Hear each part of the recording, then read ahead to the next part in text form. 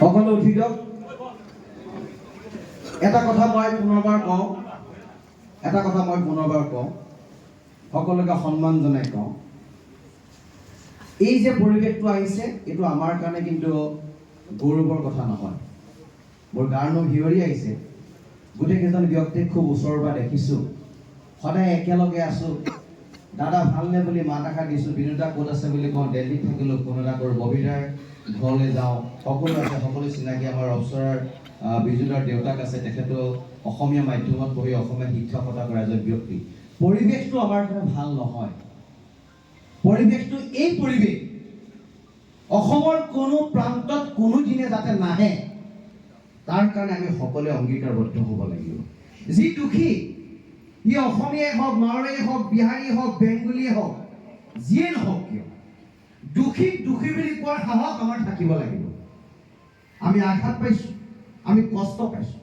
বয়োজ্যেষ্ঠসকলক আমাৰ সন্মুখত ৰাখি পেলাই আমি আখৰিক তৃপ্তি আমি লাভ নাই কৰা, সঁচা অৰ্থত নাই কৰা। আমিও দুখ পাইছোঁ, যিহেতু হ'ব নালাগে, হোৱাটো অনুচিত।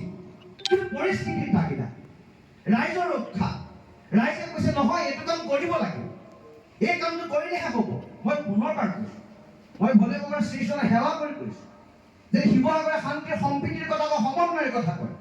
সমন্বয় সম্প্ৰীতিৰ স্থলীত যাতে এনেকুৱা ঘটনা, পৰিঘটনা, দুৰ্ঘটনা অনাদি অনন্ত কালৰ কাৰণে নাহক, তাৰ কাৰণে আমি কৈছোঁ। আৰু সকলোৱে অ' হৰি অ' ৰাম বুলি কৈ আপোনালোকে একো ক'ব নালাগে, এনেকৈ থাকক, সেৱা কেতিয়াও কৰিব নালাগে। কোনো নহয়, আমি চব একেই মানুহ। গতিকে মই কৈছোঁ যে অ' হৰি অ' ৰাম বুলি কম, তাৰপৰা আপোনালোকে উঠিব।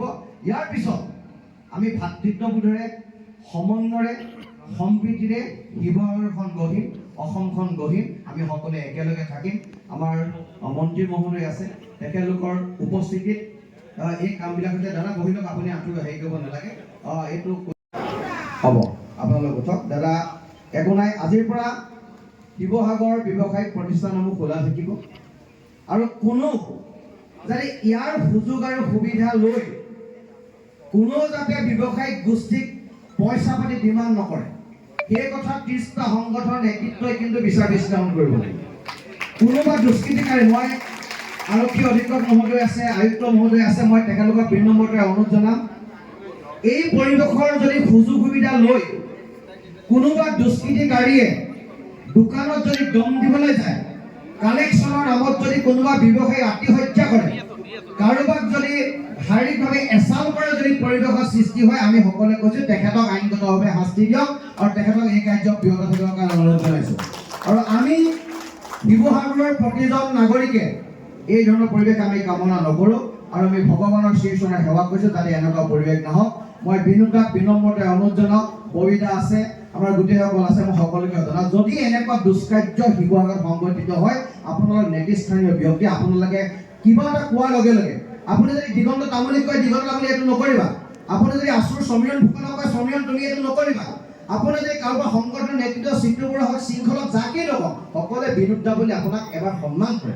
গতিকে এই সন্মানৰ যেতিয়া আপোনাক দিছে, গতিকে আপোনালোকৰ নৈতিক দায়িত্ব আৰু কৰ্তব্য এইটোৱে যে কোনোবা আপোনালোকৰ সম্প্ৰদায়ৰ মানুহে, কোনোবা বনীয়া গোষ্ঠীৰ যদি কোনোবা দুষ্কৃতিকাৰী ব্যক্তিয়ে যদি এই ধৰণৰ কাম কৰিছে, আপোনালোক সন্মুখলৈ আহক, আপোনালোকৰ লগত আমি থাকিম। আৰু আপোনালোকৰ সন্মুখত থাকি নেতৃত্ব দিয়ক, যিহেতু ভুল হৈছে, তোমালোকে ইয়াক এৰেষ্ট কৰি জেল হস্পিটেললৈ প্ৰেৰণ কৰা, আমি আপোনালোকৰ লগত থাকিম। আৰু এই আশ্বাস মই ববিতা, আমাৰ বিনোদা, অৱসৰৰ বিজুদা আছে, আৰু বিভিন্ন ব্যৱসায়ীসকলে নেৰিয়া দা আছে, মই সকলোকে কৈছোঁ আপোনালোক আমাৰ মাজৰে এজন মনৰ মানুহ, গতিকে আপোনালোকে এই কামটো কৰিব। পুনৰবাৰ সকলোকে ধন্যবাদ জ্ঞাপন কৰিছোঁ। মন্ত্ৰী মহোদয়ক বিশেষভাৱে ধন্যবাদ জ্ঞাপন কৰিছোঁ। গুৱাহাটীৰ পৰা আহিছে এই বিষয়টো সমাপ্ত কৰিবৰ কাৰণে, তেখেতলোকে গুৰুত্ব প্ৰদান কৰিছে, মই তেখেতক ধন্যবাদ জ্ঞাপন কৰিছোঁ। শিৱসাগৰ আয়ুক্ত মহোদয়ক ধন্যবাদ জ্ঞাপন কৰিছোঁ, তেওঁ ৰাতিপুৱা শিৱসাগৰত আহি পাই এই মিটিংখনৰ এৰেঞ্জ কৰাৰ ক্ষেত্ৰত বহুতো সহায় সহযোগ কৰিছে। হয়তো তেওঁ যদি সেই ইনচিডেণ্টটো হোৱাৰ সময়ত যদি শিৱসাগৰত থাকিলে হয়, আজি হয়তো এনেকুৱা অনাকাংক্ষিত পৰিৱেশ সৃষ্টি নহ'লে, তেখেতে ইনিচিয়েটিভ ল'লে হয়। তেখেত দিল্লীত আছে বুলি আমি গম পাইছিলোঁ।